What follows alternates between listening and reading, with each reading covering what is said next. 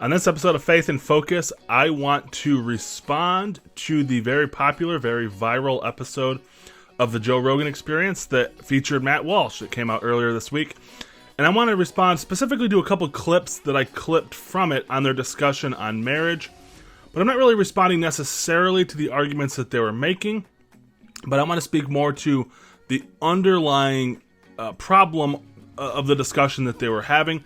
And it gets touched on a little bit by Matt early on, but I think that the underlying problem was kind of the problem in their whole discussion.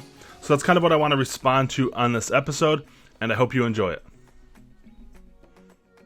If you've been a listener of Faith in Focus for a while, I would encourage you to become a supporter of the ministry by becoming a monthly donor. Your generous donations allow me to continue working within Faith and recording new content. You can find a link to my donation page in the show notes for this episode. Thank you. Well, if you haven't watched this episode of the Joe Rogan Experience featuring Matt Walsh, I'd encourage you to do it. I mean, again, with the caveat, I think I made it with the last response video to a Joe Rogan episode. If you're not a huge fan of language, he does use language because it's Joe Rogan. So if that bothers you, maybe don't watch it. And any clips that I put in here, I'll try to cut those out so they're censored a little bit. But it's a really good episode, and it was good for a couple different reasons. One, it was great because for the first hour, it was like a 3-hour conversation, as a lot of the episodes are on Rogan. But the first hour and 15 minutes, hour and a half maybe, they got to talk about Matt's documentary, What is a Woman? And he got to promote it, obviously, to a very large audience. Rogan has a massive audience, so he got to promote it to all the people listening, which I think is great. They got to discuss and show that they're in agreement on how crazy the radical left has gone with this whole gender thing. Even someone like Joe Rogan and Matt Walsh, they're agreeing on how crazy they've gotten. So I thought that was good. But then the second half of the episode, I thought, if you're listening to it, you kind of get bogged down in the discussion that they're having. It goes on for probably 50 minutes, like the last 50 minutes to an hour, as them talking about marriage. And so that's kind of what I want to respond to. I don't want to necessarily respond to, to say that Matt's answers weren't any good, because I think that they were fine. And he went on to say after his appearance that, because people were very critical of him, that he didn't just start quoting the Bible. And he said the reason I didn't do that was because if you're talking to somebody who does not accept the Bible as authoritative, then you're appealing to an authority that you don't agree with, or that the other person doesn't agree with. So it's just going to end the conversation. So what I think, to Matt's credit, he was trying to do was to get to a place of truth and understanding and agreement between him and Rogan without having to go through scripture, because that would have just kind of short-circuited the conversation. Now, I'm sure that there are a lot of Christians, and I want to start with something from scripture to kind of defend what Matt was doing, because I think a lot of Christians even hear that, well, no, we should base all of our defenses and all of our positions on the Bible and God's Word. And while that might be true, there is some wisdom in not necessarily appealing to the scripture. Now, here's what I mean. If you look in the book of Acts, chapter 17, this is probably one of my favorite chapters in the entire book of Acts, because I think it does give us some insight into effective evangelism, into effective ways of sharing truth, because you have really back-to-back Paul giving two different tactics to two very different audiences. So in the first half of chapter 17, it says he's traveling to Thessalonica, where there was a synagogue of the Jews. And according to Paul's custom, he visited them and for 3 Sabbaths reasoned with them from the scriptures, explaining and giving evidence that Christ had to suffer and rise from the dead, saying, "This Jesus whom I'm proclaiming to you is the Christ." So the goal that Paul's wanting to get these Jewish believers to is accepting Jesus as the Messiah. Because the Jews would have accepted the Old Testament scriptures as authoritative, that was Paul's methodology with them. He reasoned from the scriptures. He used what they believed to be true, what they considered authoritative, and argued from that to Christ being, or Jesus being the Christ, and obviously probably that would all entail the divinity of Christ, everything that goes along with that. But he's trying to use the scriptures to prove that point. But then, when you get to verse 16, it says, Paul was waiting for them in Athens. He went ahead. He left Thessalonica. He went ahead of Athens. His spirit was provoked within them as he observed that the city was full of idols. So he was reasoning in the synagogue with the Jews and God-fearing Gentiles, and in the marketplace every day with those who happened to be present. And so he starts arguing with some of the Epicurean and Stoic philosophers in the streets. These people would not have been Jewish people. They wouldn't have known scriptures. And he goes into probably a 10, 15 verse lecture on the existence of God and who God is, and he's trying to get to, when he gets to the end, he gets to this idea of the resurrection of the dead and Jesus Christ. So his goal was still the same with the Jews in Thessalonica. He's trying to get them to Christ, his death, burial, and resurrection. But if you noticed all through this last section of Acts 17, he never uses scripture. He's arguing from logic, he's arguing from creation, he's arguing from their poets, people that they would have accepted. So he's trying to use what would have been authoritative and meaningful to them, but he's trying to get to the same point. So all that to say, I'm not criticizing the way that Matt, obviously, too, there's when you're probably on a platform that massive, I mean, you're thinking on your feet, right? So he probably didn't have notes and plans of everything. You don't really have plans of where those conversations are going to go. So I don't discredit him for that, and I don't even discredit him for the methodology he wanted to use to try to get to talking about the definition of marriage. What I want to discuss is, and I'll start the first clip, because when they first start talking, as we'll see, they start talking about how greatly we're divided in this country. And then what's ironic is then they go on for the next 45 to 50 minutes arguing over an issue, proving that there is this great divide in our country, a seemingly irreconcilable divide. So let me go ahead and play, and I'll jump in and respond. People seem to have shored off into their own camps. Yeah, I actually think people say that, we're headed for a civil war and all that. And I don't think that we are headed for a civil war, because the situation in our country is very different now than it was in 1860 in a lot of ways. And in one way is that the divide is not as explicitly geographical. I mean, there is a geographical component to it, but you can't just split it down the middle, right? Everything's mingled together. So I don't know if we have we really have the atmosphere for a real civil war. But I do think that our country is probably more divided now than it was in the Civil War, because there's this vast chasm that separates one side from the other. There are no shared beliefs. There are no shared values at all, at least from the two ends of the political spectrum. It's not even a spectrum anymore, because there is this severing down the middle of it. Do you think that's by design? So I'll just jump in and say that that part I agree with.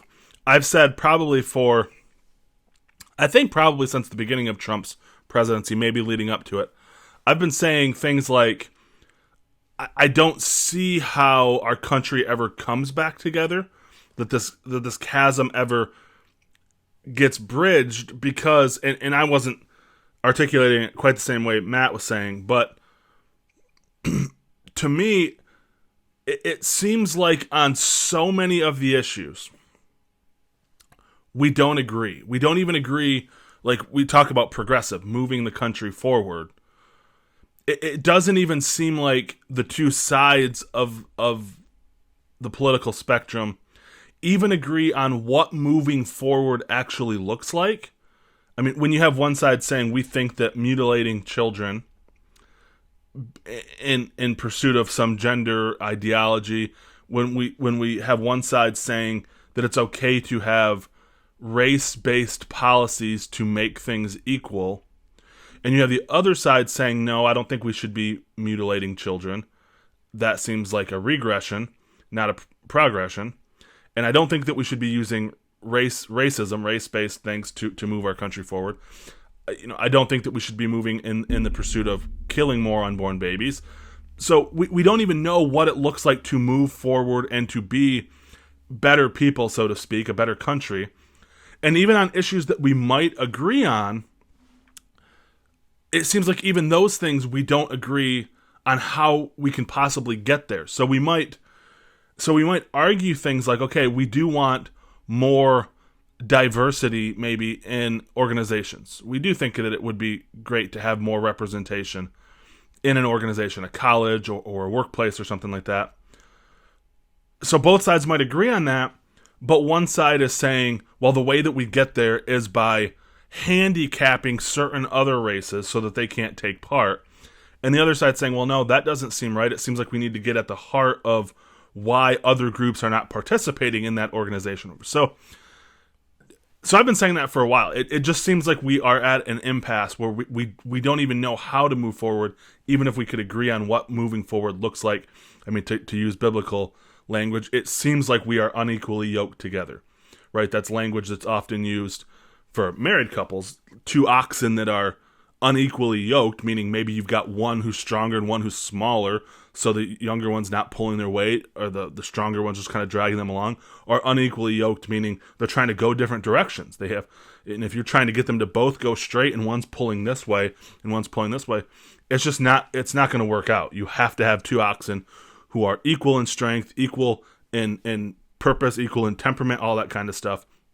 And it just does not seem like we are there as a populace. So I agree with them and what they're saying here. Let's jump back into it. Yeah, I think it's by design. It makes it impossible to have a conversation. That's one of the reasons why political debates are so fruitless often, is because in order to have a constructive conversation with someone, or even a constructive debate, you have to have some shared frame of reference that you're both referring back to. And if you don't have that, then what are you talking about? And that's one of the reasons why, I can sit around in a room with other conservatives and have really passionate debates that feel productive because we agree on the fundamental stuff, but now we're just arguing about some of the details, some of the things that you build on top of the foundation.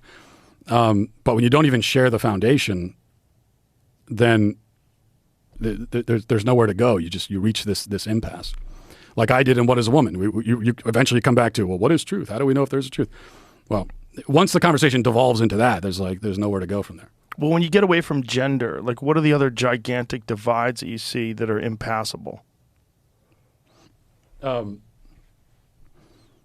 the big pillar issues, life, the life issue, gender, marriage. What about specifically about the marriage one? Okay, so he kind of lists those three, and this is when they start to go down the marriage. I don't want to say rabbit hole. That's just where their conversation goes. And of course, they've already discussed gender, and they agree on that. But even in that, even in the agreement, and this is not just Joe and Matt. They don't necessarily go into where they disagree on the gender issue. They're just basically talking about how this is crazy that this is happening, but they don't necessarily articulate why it's crazy, and why is it crazy that a man wants to chop up his body to become a woman? Well, is it because he's chopping up his body, he's harming himself? Is that really what's wrong with that? And so even in that, there's some people who would say it's wrong to pursue this gender ideology because it harms people. That's specifically true of the children. Children can't consent to this. They're causing, irreversible damage to their body that they can't really consent to do. And they do, I think, say at another part in this show, or in this episode, that Matt even says, even not the children, I don't think anyone should be doing this. Nobody should be chopping up their body.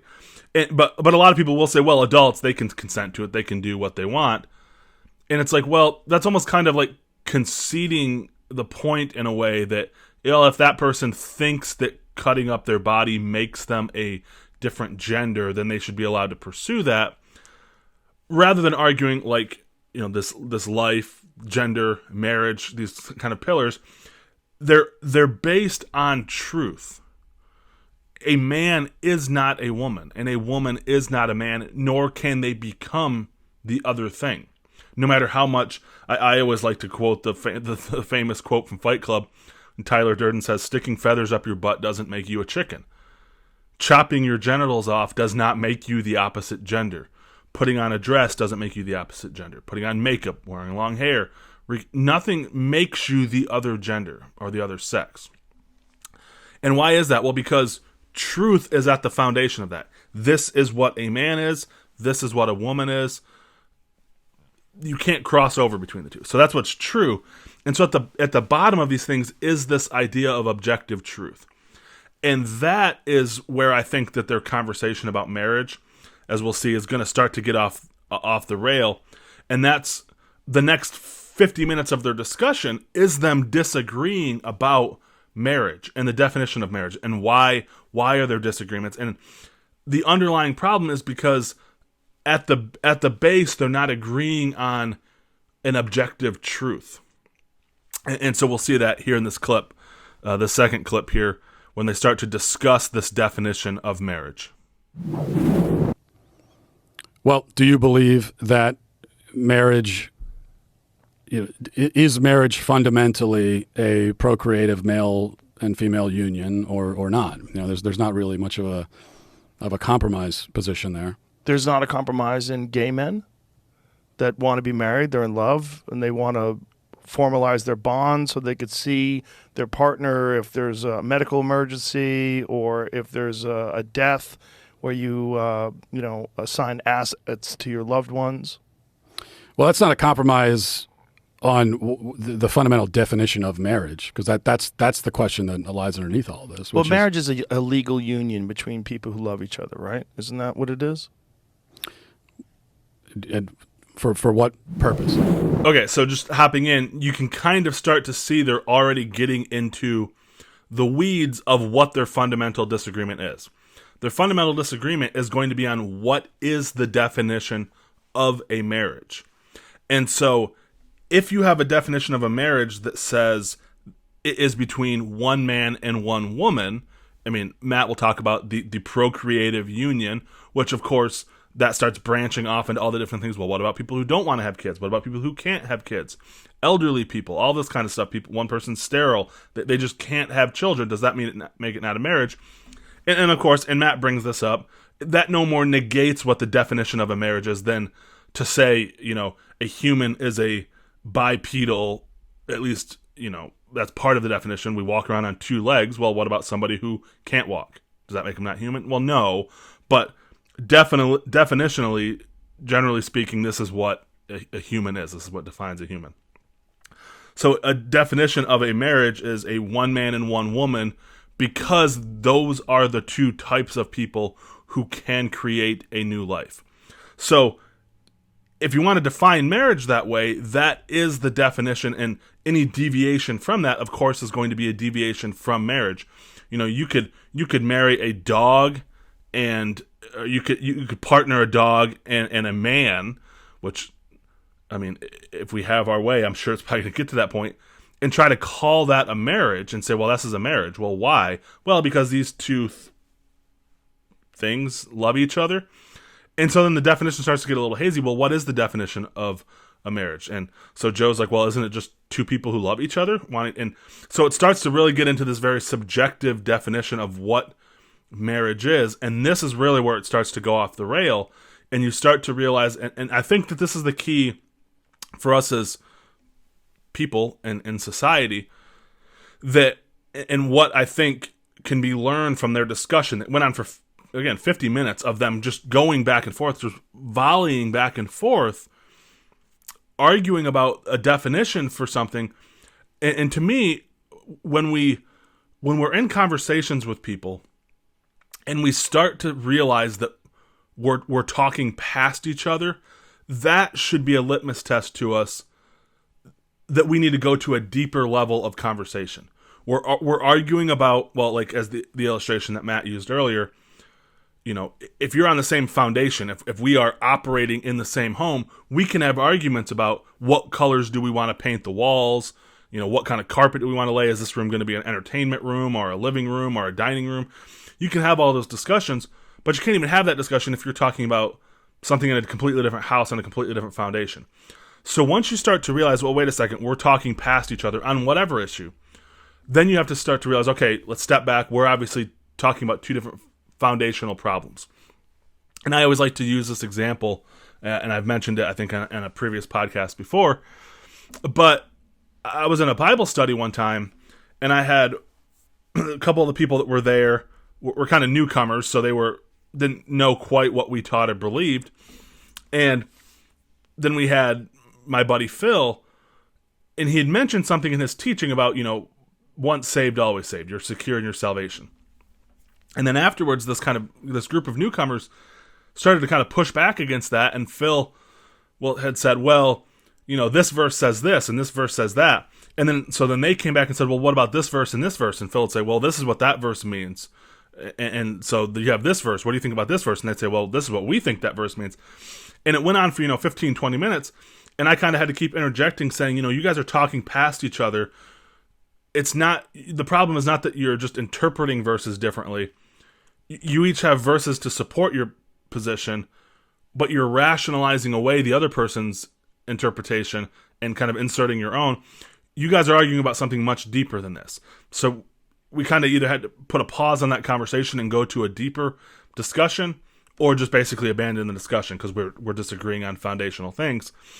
That, I think, is what's most illustrative about what is going on in this conversation between Matt and Joe. And I kind of almost have to believe that Matt realized that at a certain point was this idea that we're not going to agree on this. We might have been able to agree on the gender thing because, well, it seems obvious. A man is a man, a woman is a woman, and a man can't become a woman. But now they're arguing about marriage. Well, what is marriage? Matt even makes the joke. Instead of what is a woman, what is marriage? And so there has to be an awareness that we're talking about something with different foundational beliefs. And I do think this goes back to why our country seems to be irrevocably divided. Because when you go back to our Declaration of Independence, right, the founders, the reason why they were able to start a country was because they shared some foundational truths that they agreed on. We hold these truths to be self-evident, that all men are created equal and endowed by their Creator with certain inalienable rights. Hey, look, I'm doing a little bit better than Joe Biden did. So these truths are self-evident. These self-evident foundational beliefs that we all share. And that, I think, is where our country is starting to come apart at. We don't have certain foundational, self-evident, axiomatic beliefs anymore. So you might be able to say, well, marriage being between a man and a woman, that is a self-evident, axiomatic definition. And people in our country are saying, why? That doesn't seem self-evident to me that would be true. So now we're starting to argue past each other on a definition of marriage, and that needs to clue us into the fact that, okay, there is an axiom undergirding a definition of marriage that is no longer self-evident between the two of us. So I'm going to continue on with this clip. For what purpose? Like, why do we need a union? Why? Because they want it to be solidified. What? They want it to be carved in stone. They want to say, this is not just a person that I love. This is my life partner. Right, but why, as a society, why do we need to solidify or make official a union between people who love each other? Like, if you're with someone you love them, then why isn't that? Like, why do we? What purpose does marriage actually serve in society? What is it doing for society? But it's not necessarily for society. It's for the individual's comfort. If two people decide to stay together and have children and don't ever get married, that's okay too. I mean, we don't have a law against that. So if two people decide that they want to be joined in union and they want it to be legal, they want to really commit. I'm committing so hard, I'm going to bring lawyers involved, and we're going to sign papers, and we're going to go over the terms of this. So with that, what it seems like they start to argue, and I noticed this a couple times in their discussion, is they start to argue about different things. We'll see, I think, later in this clip. Rogan starts arguing about, well, I don't understand why this married couple affects your marriage. And Matt will be arguing, well, it's redefining marriage changes and affects the definition of marriage. And Rogan will say, well, why changing it so two gay guys can get married? Why does that affect your marriage? And so they're talking on an individual level rather than on a definitional or societal level. But you can also see that they're talking about the function of marriage. It's almost like the definition of marriage is defined by the function and the role in which it plays in society.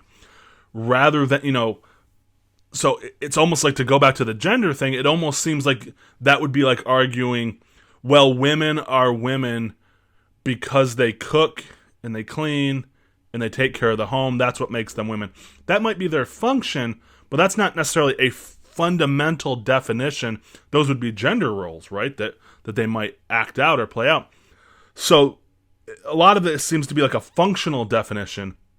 And even in that, you start to realize, well, if we're just talking about function, well, why can't, Rogan will talk about, well, why can't the function of marriage just be a coupling of two people who love each other, who want certain legal privileges like insurance and inheritance and all this kind of stuff, being able to see people when they're sick.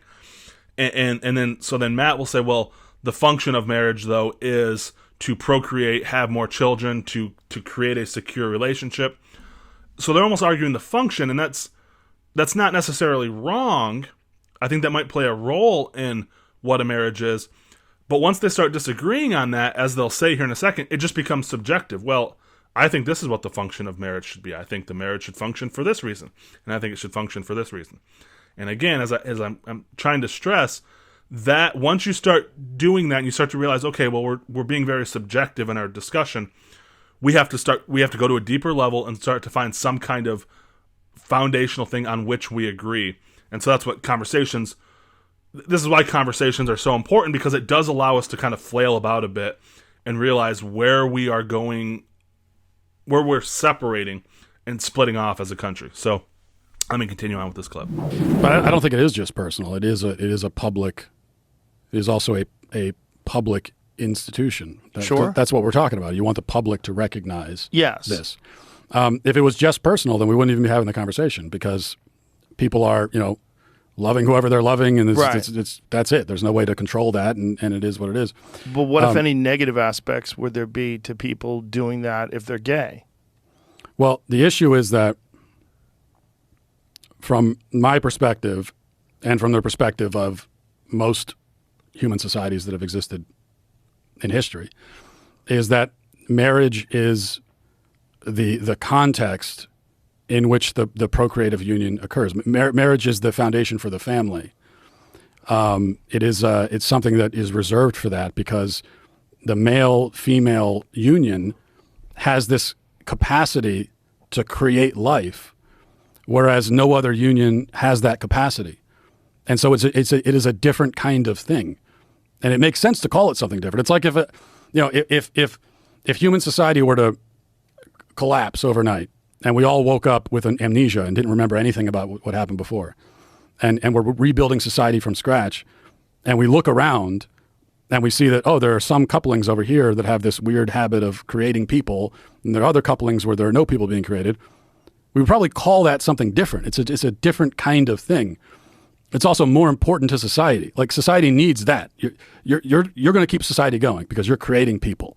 All right. Well, again, this is not untrue necessarily. It's not unhelpful the way that Matt's arguing this, but it does seem like this is in the realm of the subjective, and of course that's where the conversation ends up going, is that, well, we're just arguing subjective definitions or subjective morality. To just say, well, I mean, this is what this coupling does. It creates humans, and all people have always recognized that this is what a marriage is. Again, it's not wrong necessarily, because that you do kind of get that into the Chesterton's fence sort of analogy, right? If there's a fence there, you should probably leave it alone unless you know good and well why it was put there. You shouldn't just uproot it and take it down because it may have been put there for a very, very good reason. So if our ancestors have always said, well, a marriage is this, it's a husband and wife, man and woman, for the purpose of procreating, whatever, that's not a bad argument, but that can be said about a lot of things. I mean, it often is said, right, about slavery. The morality of slavery is, well, yes, in American history in the 1800s, we had slaves, but everyone had slaves at that point. I mean, and people had slaves through all of human history. It wasn't until the 1800s that people started to question that and say, this is not a very good way to go about life. And they had to appeal to a deeper objective truth that, namely, you can't own people. Like that's not something that is acceptable. And so they had to appeal to certain self-evident truths that our Creator has endowed all of us with certain rights. They had to appeal to that objective truth that existed outside of society and outside of cultures. Because if you just appeal to, well, every culture has always done this, well, then you could get something like slavery. So if we're only going to say, well, marriage is this, in part because all societies have always thought this, well, maybe they just weren't progressive enough. Maybe we need to include gay people because they love each other too. So I think that's a little bit weak. Again, this is part of a 50-minute conversation, so this is not his only point. But I do think that what that's doing is it's leaving it in the realm of the subjective, which is something that I don't think Matt agrees with. Matt is saying we have to have this objective standard of marriage, and Rogan is the one who's going to be arguing, no, it can just be subjective. We don't need it to be objective. We just make it up. So let's continue on. And that's what marriage was. It was the context for that procreative union. But what about gay couples who get surrogate parents to carry their children or who adopt children? That's very common. Yeah, it's common, but that's not the union itself is not creating the child. But it's a man-made institution. We've decided that we should involve the law and to join a male and a female who create a family. Like, why would that be mutually exclusive? Why would that not apply to a gay couple?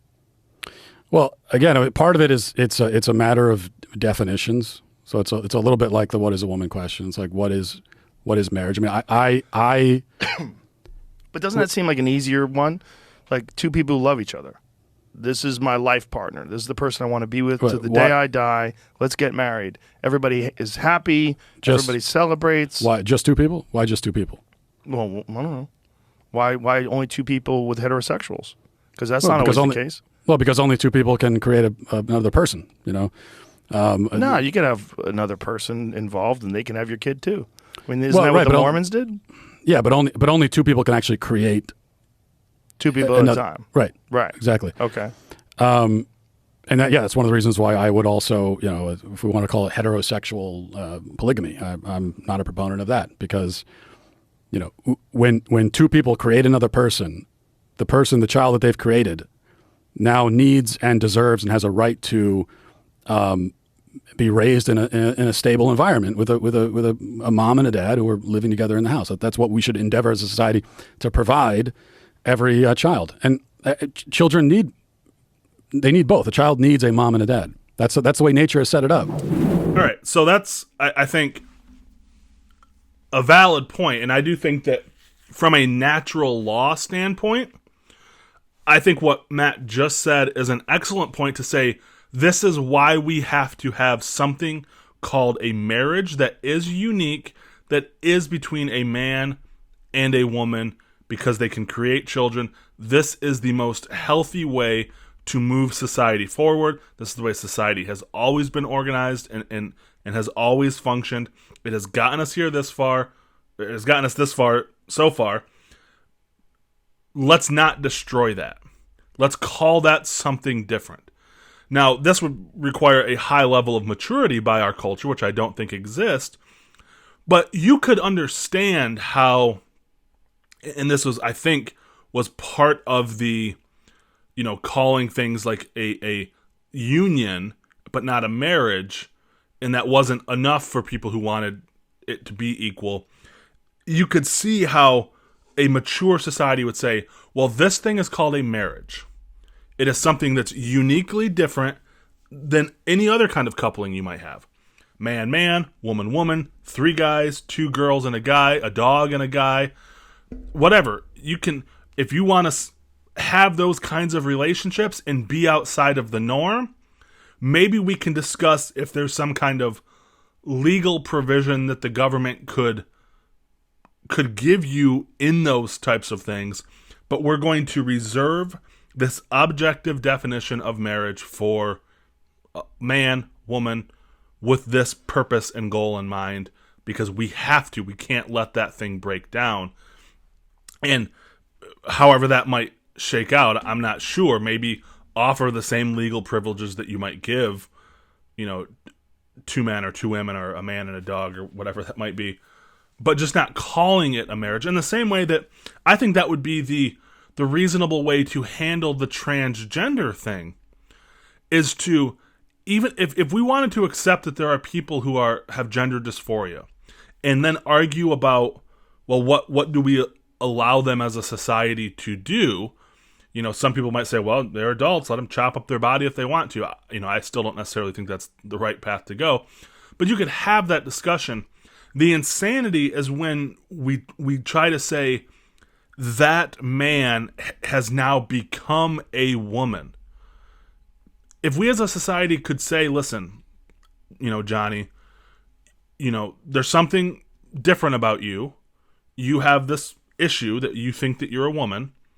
You can't become a woman, but if you think that you are one and you want to pretend that you are one, we might have a name for that. We might call you a trans woman, but we can't accept that you are a woman. So if we as a society could say, we don't want to ostracize you, we don't want to kick you out of society, but we can't label you something that you're not. If we wanted to have that same discussion about marriage, like, okay, listen, we don't want to arrest you two people because you want to live together and have a relationship recognized by the government. We don't want to deprive you necessarily of certain legal privileges, but we can't call it a marriage because we have to keep this thing distinct, this definition distinct. But so this, though, is the nature of Joe and Matt's discussion, is arguing about the subjectivity of the definition of marriage. Well, it's just a human institution. We can make it anything that we want it to be. And this is kind of where I wish Matt had started to push back. Now, not necessarily to try to convince Joe of religion or anything like that, but I think that this is where the place could have been where there would have been pushback to say, okay, we've now just hit on the fundamental disagreement that is causing this division between you and I as we're talking and as a nation. That is the fundamental disagreement, is marriage is not a subjective institution created by man. And again, I don't want to necessarily speak for Matt, but I would think as a Catholic, he wouldn't agree with that axiom. He would push back on that and say, no, it is a sacred union created by God. God is the one who created and defines marriage. Now, I understand him not wanting to introduce God because that would have just shut down the conversation. But I think the conversation at that point that's where we have to basically draw the line and say, okay, here is now where we're disagreeing. We are disagreeing on the nature of marriage, the foundational principle that undergirds marriage, that it is not just a subjective definition. It is not just a man-made institution. It is a God-ordained institution. And we can argue the merits of that, but that is, when the framers of the Constitution and the Declaration of Independence said, we hold these truths to be self-evident that all men are created equal and endowed by their Creator with certain inalienable rights. All of those rights are based on the fact that truth is self-evident. So if the right or the definition, all of these other things about what is a man, what is a woman, what is marriage, if we concede that those are just man-made things that are subjective and can be subjectively defined, then we've departed from a self-axiomatic truth that we as a culture and we as people have always assumed, namely that there is a creator who does have the right and who has defined certain things certain ways. God created man and woman. Here's man, here's woman. God has created marriage. Here's what marriage is. God has created freedom. This is what freedom looks like. Now, we can have that discussion, but we have to realize that's where we're starting to break apart as a culture and as a country. And that's kind of where I wish Matt had pushed back. Again, not necessarily to try to convince Joe of that. And people would say, well, you're just basing that off of your religion. Yes, kind of, but not necessarily. I mean, people often talk about, the creator that the founders spoke of doesn't have to be the Christian God. It's broad enough in its definition to encompass other people. And you can kind of prove this if people say, well, you only believe in marriage between a man and a woman because the Bible says so. Well, no, not necessarily. That might be in part, and maybe we can argue the merits of the Bible. But you could say, well, hold on, wait a second. Jewish people, who I guess, maybe Christians would say we worship the same God. Jews would say, no, you're worshiping a man. That's not cool. Jewish people would believe in a God who defined marriage a certain way and created marriage a certain way. Muslims who do not worship the same God as us would also assume that Allah has created marriage, I would think. So there are these people from different religions who all have the same foundational belief, namely that there is a God and he has spoken and he does have the right to create certain institutions and certain things and define them a certain way. I mean, you could take a completely left turn away from the marriage issue and start talking about what does it mean to be the church. God has created the church, and he has defined what the church is.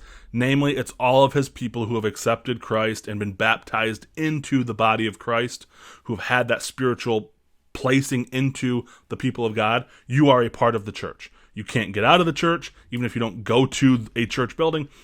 By definition, the church is man, woman, Jew, Gentile, all people who have accepted Christ and accepted that gift and been placed into the body of Christ. That is what the church is. God has created the church, and he has defined what the church is.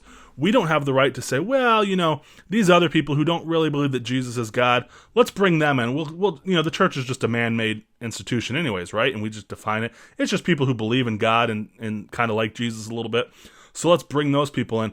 You can pretend that you're redefining what the church is, but from God's perspective, he's saying, no, that's not what the church is. The church is what I created. So this is the fundamental disagreement that we're having, that we're not going to be able to agree. At least we might be able to agree in a very flimsy definition. If you could convince somebody to be like, well, yeah, I guess, marriage should just be a man and a woman. But they can always ask why. I mean, like Rogan does. Why? Why can't it be this other thing? Why can't it be this other thing? Why can't we define it this way? Why can't we define it that way? Because if it is just subjective, why can't we? We just make it whatever we want it to be.